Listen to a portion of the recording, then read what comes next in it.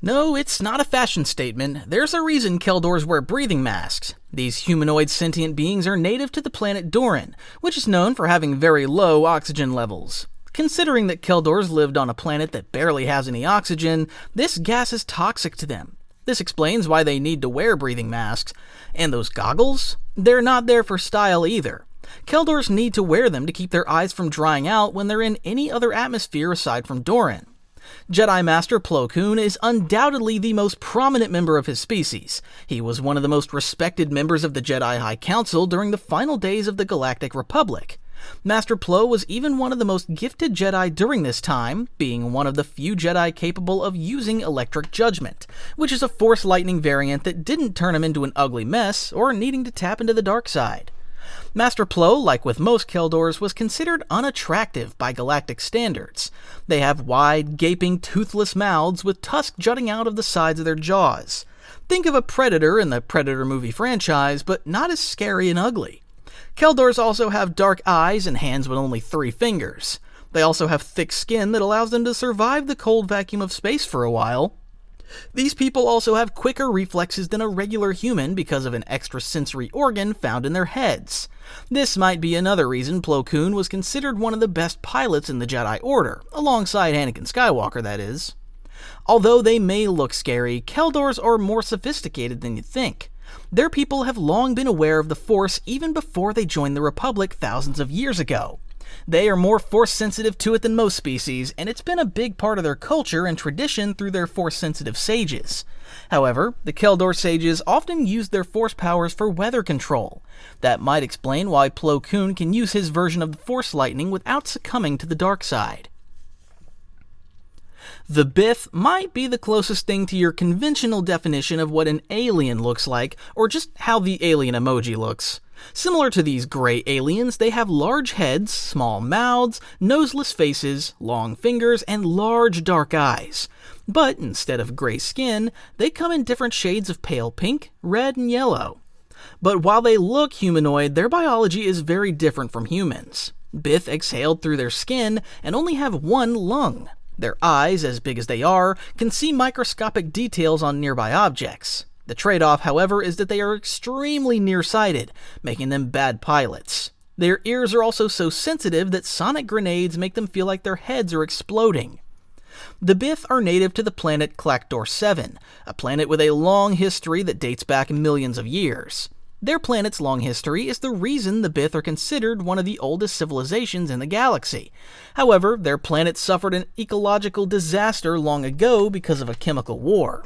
As such, the surviving Bith of the planet live in domed cities. The war that destroyed much of their planet also brought out the natural pacifist side of the Bith species. Meanwhile, some of them left the planet and lived in other worlds, becoming fully adapted to a civilized, high-technology lifestyle. Thanks to their intelligence and keen eyes, the Bith are known for their proficiency in art, science, music, and engineering. They're also known as peace-loving people who prefer to indulge in art and music instead of engaging in warfare and trade. For movie watchers, the most famous Bith are the ones you saw playing that repetitive music in the cantina on Tatooine in the first Star Wars movie. But for fans of the lore, you might be familiar with Darth Tenebris, the Bith Sith Lord who also served as Darth Plagueis' indirect creator and Sith Master. You'd think the Moon are better off on a basketball court to block shots. That's because these humanoids are extremely tall and lanky, capable of reaching heights of close to 8 feet. But while the Muuns would have been the perfect players for grabbing rebounds, they aren't exactly athletes. Instead, they're exceptional mathematicians, capable of outwitting a calculator with their gift for numbers. This is why the Moon are known for their incredible financial abilities, which they use to advance their economy on their homeworld of Scipio. Others, however, live on the mineral-rich planet of Muunalinst, which turned into the headquarters of the Intergalactic Banking Clan, a group founded by the Moon. As the heads of the Banking Clan, the Moon are known to be very greedy and cautious when it comes to business. That's why they have a society that's based on merit and intelligence. Only the shrewdest and most intelligent businessmen rise up to the top of Moon society, and in turn the Banking Clan. If not businessmen, some members of this species seek endeavors as financiers, lawyers, and diplomats. However, because the noble families only marry intelligent and successful partners, it is rare for commoners to be born with enough intelligence to rise through Moon society. Due to their intelligence, the Moon rarely engage in direct violence and physical confrontation. Instead, they'd rather hire mercenaries to do their dirty work, which often involves enforcing policies and collecting debts. But there's an exception to that. We're talking, of course, about Darth Plagueis, the Dark Lord of the Sith who secretly orchestrated the events that led to the Clone Wars as the wealthy financier Higo Damask.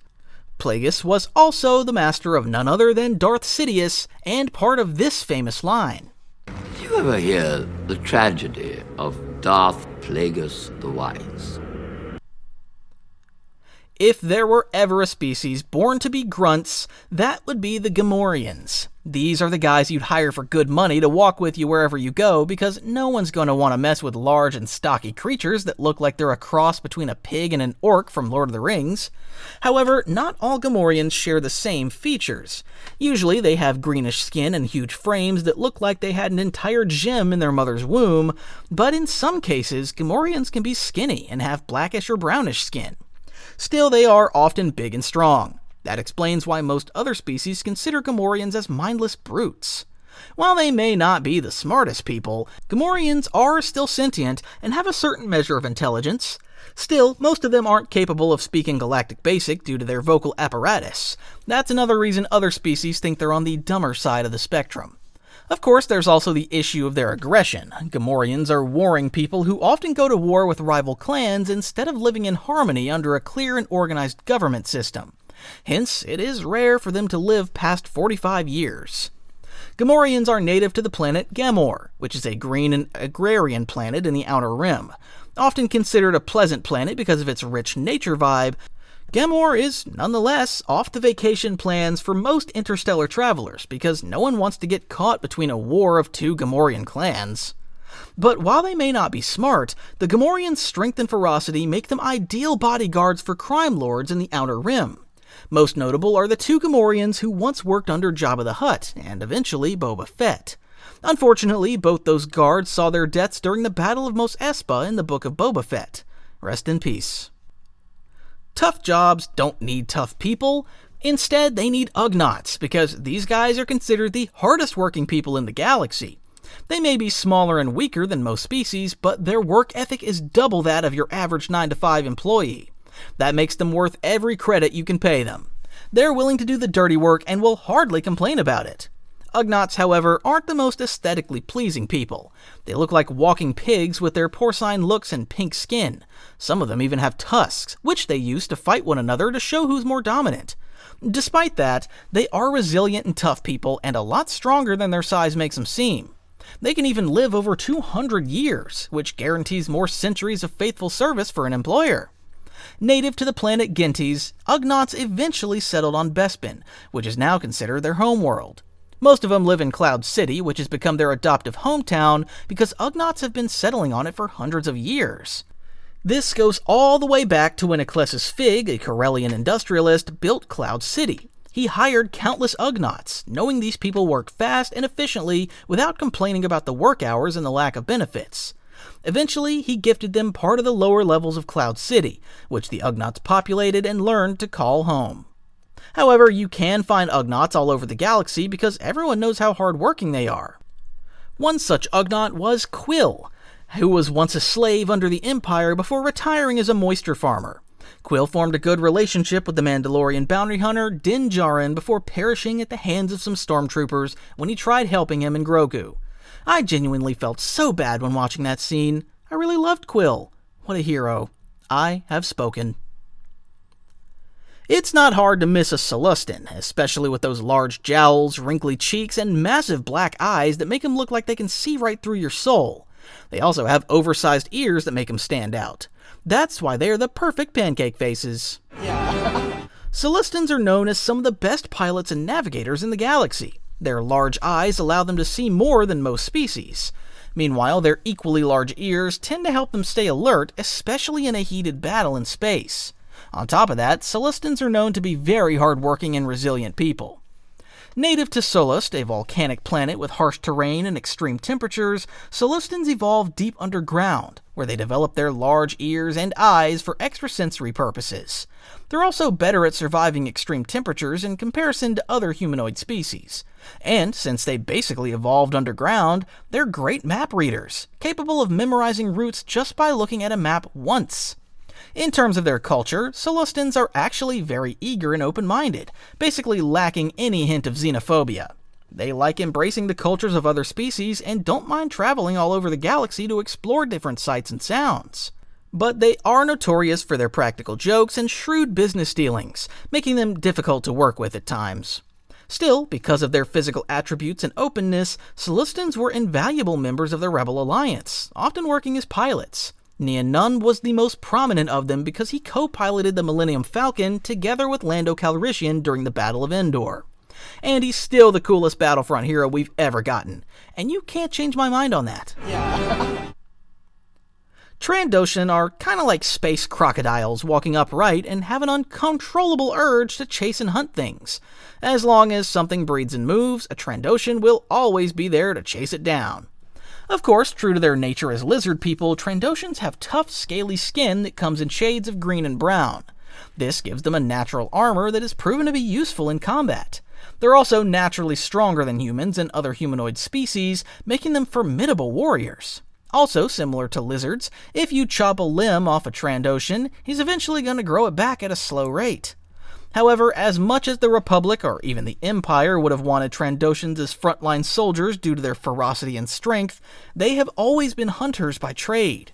They have a society that's built around their need to hunt in an effort to appease their deity, a cosmic scorekeeper that keeps track of their points when they hunt different species. That's why most Trandoshans follow career paths as slavers, bounty hunters, or mercenaries, hoping these jobs would allow them to hunt as many different people as they need. They'd hunt anything that moves, even Jedi younglings and Padawans. What they do is they often capture different species, leave them stranded on a forested planet, and hunt them down. This happened quite a few times during the Clone Wars, where Padawans were involved, but they also love hunting Wookiees because of their pelts or to enslave them. Bossk is the perfect example of your quintessential Trandoshan. He worked with Boba Fett as a bounty hunter and was one of Han Solo's longtime enemies. Bossk was also among the bounty hunters Darth Vader hired to chase down the Millennium Falcon. I also always found it really cool that his regenerative abilities played into the way he played in Battlefront, where in the 2015 version he's the only hero who could regenerate health, and in the 2017 version the only one who could regenerate all the way to full health without needing to get kills. What a cool lizard. Also, look, here's Tuxedo Bossk.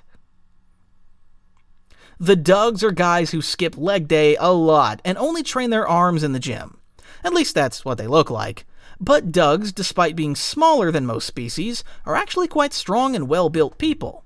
These sentient beings can thank their planet Malastare for that. Their species adapted to their homeworld's high gravity, allowing them to develop these powerful arms. But while they move primarily using their arms, Dugs also have strong legs that they use for grappling and other fine motor manipulation. While they rarely walk on their legs, that doesn't mean they can't do so. Dugs have elongated snouts, sometimes with fleshy tendrils that make them look like they're trying to grow a mustache.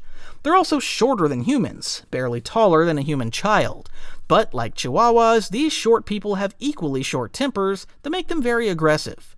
This explains why they're often criminals or risk-takers when venturing out of their home world.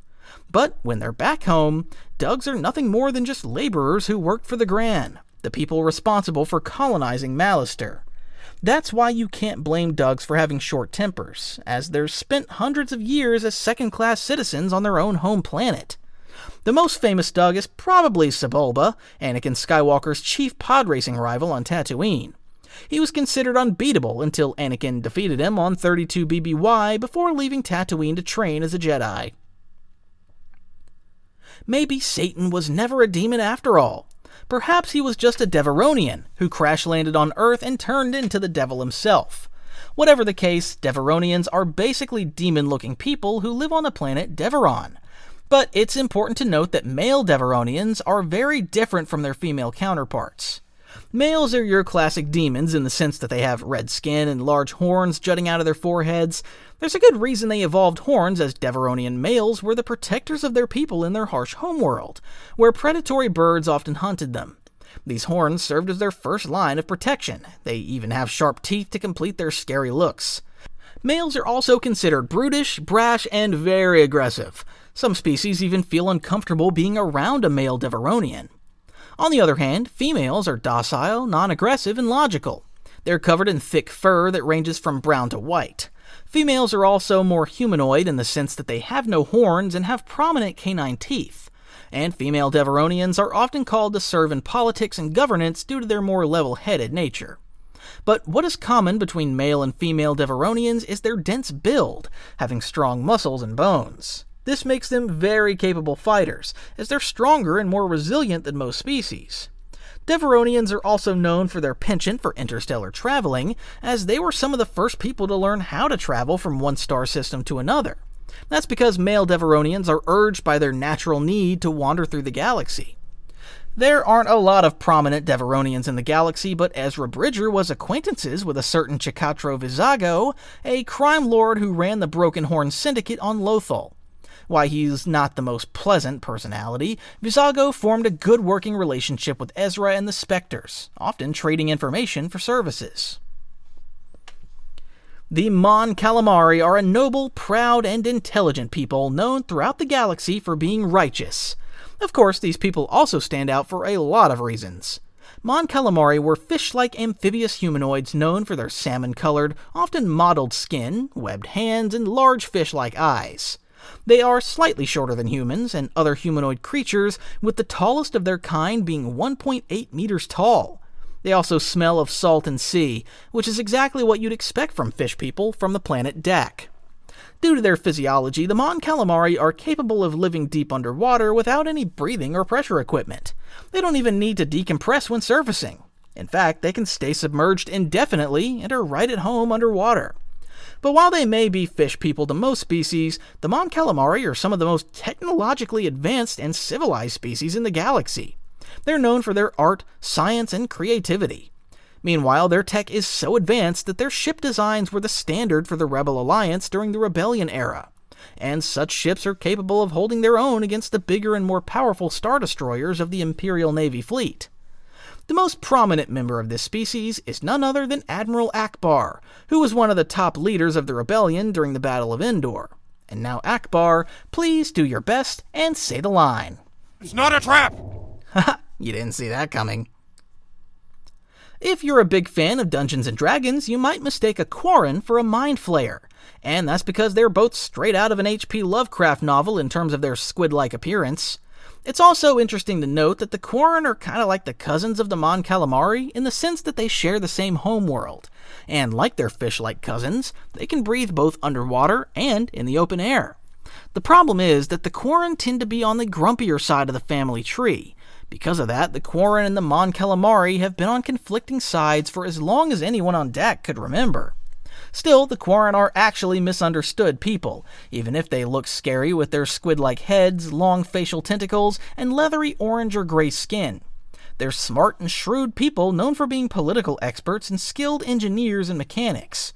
Despite their long conflict with the Mon Calamari, they're actually more interested in trade than war, even though their stockier build makes them suitable warriors. But as much as the Quorin prefer to fill their pockets with riches rather than to fight battles, their long conflicts with the Mon Calamari have been well documented. They even fought on different sides during the Galactic Civil War, even if they shared the same homeworld. Then, during the Imperial era, the Quorin sided with the Empire, whereas the Mon Calamari were some of the biggest allies the rebels had. The Nautilins were a species native to the planet Glee and Selm, which is a planet that's mostly water. As such, the Nautilins are known to be amphibious people, capable of living on land and in the sea. Like most amphibious creatures, their colors came in shades of brownish-green, with some slight variations between different individuals. True to their amphibious nature, the Nautilins are an egg-laying species. Basically, they follow the same lifespan as frogs because they start as purely water-based during their youth before developing limbs strong enough to support the weight on land. The Nautilins also develop tendrils on their heads. While mostly useless on land, these tendrils can sense pheromones and the emotional state of other members of their species when they're underwater, dispensing the need for them to communicate through conventional means. They also have 2 hearts, capable of beating separately, allowing them to maximize their stay underwater. Nautilin society and culture, however, aren't too different from human society. They're governed by local families and governments that answer to a central government composed of elders. Meanwhile, their culture promotes lifelong mates, allowing most Nautilins to enjoy monogamous relationships throughout most of their lives. The most famous Nautilin in the galaxy is Jedi Master Kit Fisto, one of the strongest members of the Jedi Order during the final days of the Galactic Republic. Though he was a member of the Jedi High Council, going toe-to-toe and even beating General Grievous in a one-on-one, he was sadly easily killed by Chancellor Palpatine when Windu and the other council members tried to arrest him. There's a reason Merillians are often mistaken for humans. They are as close to humans as any other species can get, making them near-human people who share a lot of similarities with their human counterparts. Probably the only difference the naked eye can see is the fact that Merillians have yellowish-green skin. Other than that, it's tough to differentiate them from humans. Physically, though, Merillians are known for being much more flexible than humans. They're agile and quick people who have quicker reflexes. That's why Merillians are excellent martial artists, fighters, and athletes. They can even work part-time as yoga instructors if they want, because they're so flexible and agile. Speaking of yoga, Merillians are also known for their spirituality.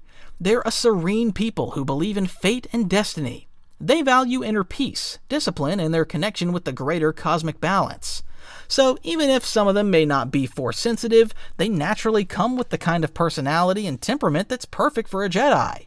That explains why Force-sensitive Merillians have been key members of the Jedi Order. It's easy to teach peace and discipline to a species that's naturally inclined to be peaceful and disciplined. But if Merillians were to choose a career path other than the Jedi way, their reflexes and quick thinking have allowed them to find suitable opportunities as spies and warriors. Probably the most well-known Merillian in the galaxy is Jedi Master Luminara Unduli, a key member of the Jedi Council during the final days of the Republic. She was known for her unwavering discipline and strict adherence to uphold the values of the Jedi Order's teaching on detachment. Her Padawan, Barriss Offee, who was the same species, wasn't as disciplined as her master, though, because she ended up falling to the dark side temporarily, even becoming an Inquisitor during the Imperial era before defecting and returning to the light side. Nammoidians are probably the worst people to enter a deal with in the galaxy because instead of brain cells running their brains, they're fueled by credits. These guys have a weird love for profit margins and riches, even if they'd have to make enemies out of half the galaxy just to fill their bank accounts. It's also easy to spot one, so you don't have to worry about mistakenly dealing with one of them. Nammoidians are greenish humanoids with wide lipless mouths, red or bluish eyes, and flat and elongated heads. They're closely related to the Duros, but have less bulbous heads. And unlike the Duros, Nammoidians evolved with a taste for the finest things money can buy. Their love for money is basically part of their culture on their homeworld of Nammoidia, where society is deeply rooted in wealth and status. The bigger your bank account, the more important your social status is. But their love for money was brought about by the harsh environment of their home planet. They realized along the way that being rich was the best way to survive in their homeworld, allowing them to develop a strong survival instinct that focuses on business and trade. This all led to the creation of the Trade Federation, a conglomerate of industrialists and businessmen led by the Nammoidians. While this isn't a political faction, the Trade Federation earned a seat in the Galactic Republic because of its influence in the business sector of the galaxy. Led by Newt Gunray, the Trade Federation allied with the Sith Lord in the hopes of filling their pockets with more credits. This led to the blockade of Naboo and the Clone Wars. Unbeknownst to the Trade Federation, their role in the Clone Wars also paved the way to the rise of the Empire. When you think of the word Sith, you'd probably think of evil people swinging around red lightsabers and blasting lightning out of their fingertips. But that's not exactly what the original Sith are. And it all goes back to the actual Sith species, who were vital to the rise of the Sith Order and to the long and bloody history between the Jedi and the Sith. The Sith species come from the planet Korriban, one of the most important worlds in the Sith Order's history. They are a humanoid race with bright red skin, bony facial ridges, and glowing yellow eyes that are not unlike Palpatine's eyes when he feels like he has unlimited power. But the thing about them is that they're naturally inclined to be aggressive and warlike people who are proud of their strength. That's why they're very attuned to the dark side of the Force, with all of them having a strong natural affinity to it. In fact, the Sith people are more likely to be born to be sensitive to the Force, instead of Force sensitivity being a rare occurrence among them. Combined with their belief in strength and domination, they used their Force powers to conquer things. This eventually led them to cross paths with the exiled Dark Jedi, who had just lost their fight against the Jedi Order. As the Dark Jedi saw the natural affinity of the Sith people, they subjugated them and, alongside them, formed the Sith Empire on Korriban, teaching them in the ways of the dark side. Some of them even crossbred to create hybrid Sith offspring, such as the legendary Sith Lord Marka Ragnos, who lived more than 5,000 years before the events of the Skywalker saga. The commingling between the Sith and the Dark Jedi eventually turned the word Sith into a label for the entire faction of Dark Jedi who fancy the dark side of the Force. Meanwhile, the real Sith people were eventually called Sith purebloods. However, due to their unending conflicts with the Jedi and their blood becoming less and less pure after thousands of years of breeding with non-purebloods, the Sith species were essentially extinct. Meanwhile, Korriban turned into a ghost town with nothing more than ruined temples that reminded people about the thousands of years of conflict the Sith had with the Jedi. The Ithorians are, funnily enough, nicknamed Hammerheads by the common people due to their heads being shaped like a sideways hammer. Their posture also looked like they've been slouching on couches their entire lives, but while Ithorians aren't the prettiest people, they are a fascinating race. They are a gentle people hailing from the lush and wild world of Ithor, a planet rich in rainforests. Their close proximity to nature eventually led them to worship the greenery on their planet, so when they advanced far enough in technology, they built cities high in the atmosphere to ensure they didn't set foot on the planet's surface, believing their forests to be very sacred. Interestingly, Ithorians also came with 2 mouths on each side of the neck, so when they speak, they do so with 2 throats that come with different tones. This also allows them to unleash powerful sonic attacks that can burst even eardrums, or, if enhanced with the Force, bring down entire walls and buildings. But while they may look slow and tranquil, Ithorians aren't primitive. They're actually technologically advanced enough to build floating cities. They are also experts in sustainable development, capable of technology that allows them to thrive while preserving their ecosystem. Ithorians are also known for being rather curious, allowing them to venture into other star systems. Their adventurous ways have allowed them to become fully integrated with the rest of the galaxy independently or as part of their familial circles called herdships. And because Ithorians are peaceful, you'd hardly see them with a blaster, although there are obviously exceptions to that, as some did go into the bounty hunting business. Nevertheless, most Ithorians become diplomats, explorers, and navigators in different parts of the galaxy. It sure must suck not having arms, but that has never bothered the Trotome, a species that is incredibly unique because their physical attributes don't seem to be similar to any other species in the galaxy. They're more like upright and walking cones or space slugs with sensory antennae and flippers. They're flabby and have round eyelids protecting their eyes, and while they don't have arms, their sensory capabilities allow them to feel the things around them. These people also have a confusing language that's far from the galactic standard, making them very difficult to understand for most people. But they're not a dumb species. In fact, they're intelligent enough to understand the inner workings of starfighters and other mechanical stuff. There aren't a lot of Trotomes in the galaxy, but the most prominent is Cloud, who worked as a mechanic for the Resistance during their conflict with the First Order. The weird part about this is that while he doesn't have any arms, Cloud was described as an effective mechanic who never let his lack of limbs prevent him from doing his job perfectly. The Ectochi are a species with pointed horns that give them a bull-like appearance, making them look somewhat aggressive. After all, no one wants to mess with someone with horns that can put an eye out, but the thing about the Ectochi is that they're actually calm and disciplined people. Hailing from the storm-racked moon of Ectochi, these horned humanoids developed strong and hardy bodies that allowed them to survive their planet's environment. That's why they have thick skin that protects them from harsh winds. Meanwhile, their hands are usually a lot bigger than human hands because of their need to be able to grip things while surviving the strong winds of their planets. As a result, they aren't gifted with dexterity, as their fingers tend to be bigger and fatter. Despite that, the Ectochi are known for their gift of precognition. This gift allows them to see the future or have a direct perception or knowledge of what's going to happen soon. While there's no telling whether or not this is connected to the Force, this served them well on their planet because they needed to be able to have a way of telling if a storm was coming. However, this ability weakened after they moved far from their homeworld. On top of that, Ectochi are naturally gifted in the Force, especially when it comes to their telepathic abilities. This makes them ideal for Jedi training as they can easily use their natural giftedness to their advantage. The problem, however, is that these people are guided by tradition and family. That's why the Jedi Order has always been cautious about training a member of this species out of fear that their attachments to their traditions and their emotional tendencies could make them vulnerable to the dark side. Still, they are generally orderly and peaceful people who live simple lives. So, if an Ectochi did indeed receive Jedi training, they tend to become excellent Jedi, such as Saesee Tiin, a Jedi Master who served on the Jedi High Council during the final years of the Republic.